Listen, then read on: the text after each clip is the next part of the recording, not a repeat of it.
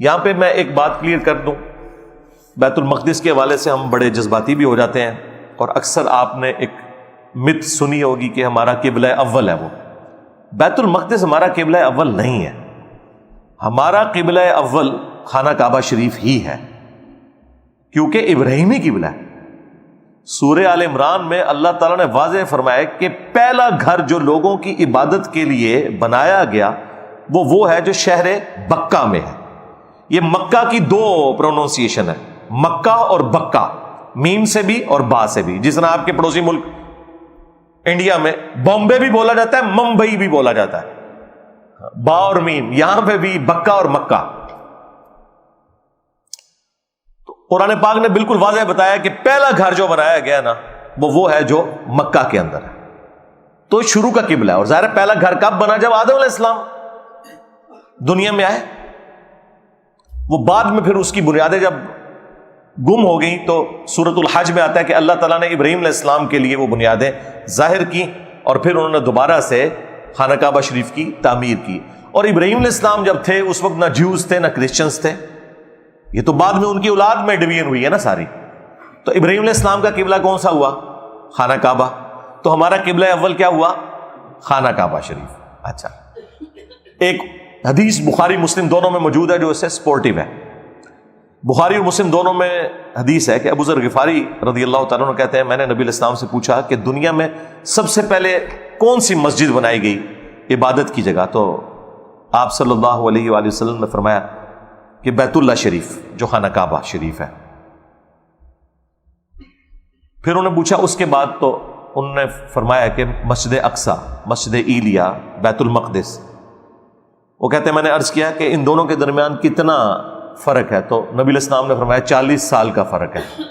40 سال بعد یہ بیت المقدس بنائی گئی. لیکن قبلہ یہ بنی اسرائیل کے لیے بنا تھا حضرت ابراہیم علیہ السلام کے بعد. اسی وجہ سے بخاری مسلم دونوں میں آتا ہے کہ نبی علیہ السلام نے 17 مہینے تک جب مدینہ شریف گئے ہیں تو آپ نے بیت المقدس کی طرف رخ کر کے نماز پڑھی ہے، تاکہ جو وہاں پہ یہودی آباد تھے وہ اس اعتبار سے کوئی مسلمانوں کو ٹریٹ نہ کریں کہ یہ کوئی الگ سے مذہب ہے. یہ بتانے کے لیے بھی ہم بھی موسیٰ علیہ السلام کے ماننے والے ہیں، ایک کامن ٹرم کے طور پر. لیکن نبی علیہ السلام کی خواہش یہ تھی کہ یہ ڈیسیژن جو ہے وہ ریورس کیا جائے بیت اللہ شریف کی طرف. اور پھر سورہ البقرہ میں آیا کہ اے محبوب صلی اللہ علیہ وآلہ وسلم، ہم آپ کا بار بار چہرہ اقدس جو ہے آسمان کی طرف اٹھانا دیکھ رہے ہیں، ان قریب ہم آپ کو اسی قبلے کی طرف پھیر دیں گے جو آپ کی خواہش ہے. اور پھر ساتھ ہی حکم آیا کہ اپنے رخ کو آپ پھیر لیں. وہ مسجد قبلتین آج بھی مدینہ شریف میں موجود ہے. اب مدینہ شریف کی لوکیشن ایک ایسی لوکیشن ہے کہ بالکل 180 ڈگری ہیں بیت المقدس اور بیت اللہ شریف. تو نماز کے دوران حکم آیا اور یہ قبلہ چینج ہوا. مسجد قبلتین میں باقاعدہ بیت المقدس کی طرف بھی ایک محراب انہوں نے اوپر والے پورشن میں بنائی ہوئی ہے نشانی کے طور پہ، اور آج تو ظاہر ہے وہ قبلہ رخ ہے. تو یہ حکم نازل ہوا اور واپس دینی قبلہ ہمارا نماز کا وہ ابراہیمی قبلہ بن گیا. اور اس کا ذکر بھی سورۃ البقرہ میں آتا ہے کہ یہ ہم نے اس لیے کیا کہ تاکہ اہل کتاب کو تمہارے خلاف کوئی حجت نہ مل جائے. کیونکہ اہل کتاب جو تھے جیوز، وہ آپس میں جب ملتے تھے تو وہ چیما گوئیاں کرتے تھے کہ اگر یہ ابراہیمی ہوتا تو بیت اللہ کی طرف منہ کر کے نماز پڑھتا. اس کا مطلب ہے یہ ابراہیمی نہیں ہے. اب نبی علیہ السلام کیوں کر رہے تھے؟ اللہ تعالیٰ کی وحی کے ذریعے تھا کہ آپ نے کامن ٹرم پہ رہنا ہے. اچھا، جب وہ قبلہ چینج ہوا، ابراہیمی ہو گیا، تو پھر انہوں نے بہانہ کیا کہ دیکھو اس نے تو قبلہ ہی بدل لیا اپنا. اور پھر اللہ نے قرآن میں کہا کہ ان قریب بے وقوف لوگ کہیں گے کہ قبلہ کس نے بدل دیا، آٹا گندیا ہلدی کیوں ہے. یعنی یہ وسوسے شیطان کے اتنے برے ہیں کہ ان کو اللہ تعالیٰ بھی ایک خاص حد تک ایڈریس کرے گا. اللہ تعالیٰ نے پھر اس میں فرمایا کہ ابھی بھی لوگ بولیں گے، لیکن اس کا حل یہ ہے کہ اب چھوڑ دو اس کو. اب کیا کریں؟ ایک طرف اگر ابراہیمی قبلہ کرتے ہیں تو کہتے ہیں یہ ہمارا قبلہ انہوں نے چھوڑ دیا، اور اگر ان کے قبلے کی طرف منہ کرتے ہیں تو پھر کہتے ہیں اچھا ابراہیمی ہوتا تو اس طرف کرتا. اب درمیان میں نیا قبلہ تو نہیں کو بنایا جا سکتا تھا. بہرحال وہ ایک اعتراض کا تو جواب دے دیا گیا، دوسرے کو کہا کہ بھائی ویل لیفٹ کرو، چھوڑو، دفع کرو. ہر بات کا جواب نہیں دینا ہوتا. اور وہ پھر ہمارا قبلہ آخر بن گیا. لہذا بیت اللہ شریف ہمارا قبلہ اول ہے، بیت المقدس ہمارا قبلہ اوسط ہے، درمیان والا قبلہ 17 مہینے کے لیے. اور ہمارا قبلہ آخر کون سا ہے؟ بیت اللہ شریف. اول و آخر بیت اللہ شریف ہی ہے، اور یہ درمیان میں کچھ عرصے کے لیے یہ تھا. لیکن حرم آج بھی ہے، وہ بخاری مسلم دونوں میں حدیث ہے کہ 3 مساجد کے علاوہ کسی اور جگہ کے لیے ایکسٹرا آرڈنری ثواب کی نیت سے سفر نہیں کرنا، مساجد کے پوائنٹ آف ویو سے. ویسے تو آپ کسی بھی دینی سفر پہ جا سکتے ہیں، وہ تو بخاری مسلم میں یہاں تک آیا کہ جو شخص علم حاصل کرنے کے لیے کسی راستے پہ چلتا ہے تو اللہ تعالیٰ اس کے لیے جنت کا راستہ آسان کر دیتا ہے.